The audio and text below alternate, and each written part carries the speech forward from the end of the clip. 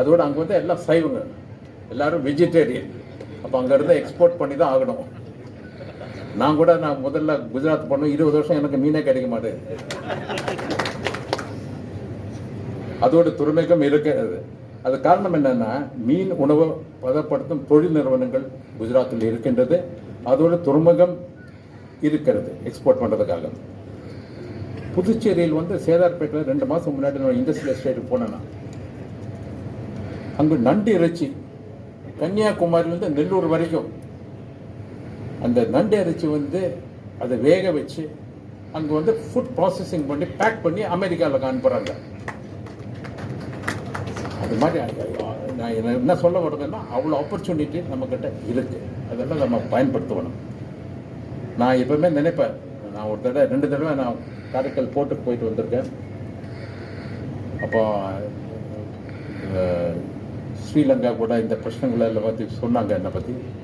இப்போ என் மனசில் ஒரு தோற்றம் வந்தது. ஏன் நம்ம ஸ்ரீலங்கா கடலோரம் மீன் பிடிக்காக போக வேண்டும்? ஏன் அண்டமான் கடலுக்கு பக்கமாக நம்ம ஏன் திசை மாற்ற முடியாது? அதுக்காக பெரிய போட்டுகள் வாங்கணும். அதுக்காக காரைக்கால் போட்டில் ப்ராசஸிங் யூனிட் வைக்கணும். நீங்கள் 200 ரூபாய் உங்களுக்கு கேட்குறதுன்னா அதை அந்த 1 கிலோக்கு 400 ரூபாய் எப்படி கிடைக்கும்? That is economic growth. அது படிச்சுட்டு இருக்கோம். அது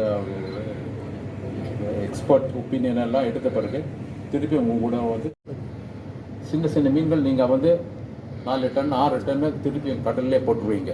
இதை வந்து யாரும் உபயோகப்படுத்தலை. எனக்கு எங்கிட்ட சொன்னாங்க, கஷார் மீன் சொல்லுவாங்க. இங்கே கஷார் மீன் கடல்லே விட்டு விடார்கள். ஆனால் குஜராத்தில் அதை மீன் உணவு செய்து, தட் இஸ் ஃபிஷ் மீல்னு சொல்லுவாங்க. அவங்க வந்து ஃபேக்ட்ரியில் ப்ராசஸ் பண்ணி ஃபிஷ் மீல் பண்ணி அதை எக்ஸ்போர்ட் பண்ணிடுவாங்க. ஸோ நான் பிடிக்கும் மீன் மதிப்பு கூட்ட வேண்டும். அப்போது மீனவர்களின் பொருளாதாரம் வளரும். இதை பற்றிலாம் நம்ம திருப்பியும் சிந்திக்க வேண்டிய சமயம் வந்துடுறது. அதேபோல் கடல் வளத்தை மேம்படுத்த செயற்கை பவள பாறைகள் போன்ற புதிய தொழில்நுட்பத்தை நாம் பின்பற்ற வேண்டும். புதுச்சேரி காரைக்கால் பகுதிகளில் 14 இடங்களில் மத்திய அரசின் நிதி உபயோகத்தோடு 4.5 கோடி ரூபாய் செலவில் இது போன்ற செயற்கை பாறைகளை அமைக்க பணி அங்கே வழங்கப்பட்டு இருக்கிறது. மற்றும் மீன் துறையின் முயற்சிகள் என்ற இணையதள செயலியை அறிமுகப்படுத்துவதில் நான் மகிழ்ச்சி அடைகிறேன். இந்த திட்டத்தின் மூலம் மத்திய மாநில அரசுகளில் பல்வேறு திட்டம் வளர்ந்த நாடாக உருவாக்க தொலைநோக்கு பார்வையோடு பாரத பிரதமர் நரேந்திர மோடி செயல்பட்டு வருகிறார். பிரதம மந்திரியின் மீனவ மேம்பாட்டு திட்டம், பிரதான மந்திரி மத்ஸ்ய சம்பத யோஜனா அவர் கொண்டு வந்தார். இந்த திட்டத்தின் மூலமாக 5 வருஷத்தில் 20,000 கோடி ரூபாய் செலவு செய்து 137 லட்சம் டன்னிலிருந்து 220 லட்சம் டன் வரைக்கும் எப்படி கொண்டு போகிறது அது ஆலோசனை செய்திருக்கிறார்கள். அதை விட 55 லட்சம் இந்தியாவிலேயே 55 லட்சம் இளைஞர்களுக்கு வேலை வாய்ப்பு இந்த துறையில் உருவாக்கவும் இருக்கிறது. நரேந்திர மோடி பிரதமர் ஆன பிறகுதான் முதலாக ஃபிஷரிஸ் மினிஸ்ட்ரியை கொண்டு வந்தாங்க. எனக்கு தெரியும், குஜராத்தில் இருந்த ஒரு மினிஸ்டர் லாஸ்ட் மினிஸ்டரில் இருக்காங்க.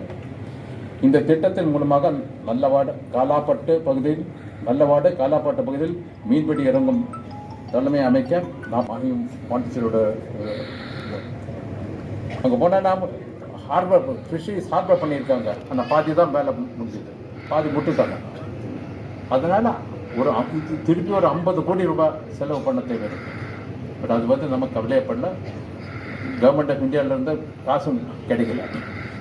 இப்போ நம்ம அதை பற்றி டீட்டெயிலாக ப்ராஜெக்ட் ரிப்போர்ட் தயார் பண்ணியிருக்கோம். நான் திருப்பி 2 நாளைக்கு அப்புறம் போக போகிற மாஹியில் கூட அதை நம்ம முடிக்க. இந்த திட்டம் மூலம் கிடைக்கும் நிதியை முழுமையாக பெற்று மீன்பிடி தொழில் மற்றும் மீனவர்களின் வளர்ச்சிக்கு செலவு செய்ய திட்டங்களை வகுப்பதில் புதுச்சேரி அரசு தீவிரமாக செயல்படும் என்று நம்புகிறேன். இதெல்லாம் வரணுக்காக திட்டம் பற்றி நாங்கள் விசாரித்து கொண்டிருக்கிறோம். அது வந்து ஒரு 4-5 மாதத்துக்கு அப்புறம் நாங்கள் அனௌன்ஸ் பண்ணுவோம். பாரத எடுத்திருக்கேன். 4 ஃபிஷிங் ஹார்பர் நான் பார்த்துட்டேன். பாண்டிச்சேரி. இயக்குனர் ஐயா அவர்களை மாண்புமிகு துணைநிலை ஆளுநர் அவர்கள் இப்போது சிறப்பிக்கிறார். தொடர்ந்து அவருக்கு அருண்ராஜ் அவர்களுக்கு மாண்புமிகு துணைநிலை ஆளுநர்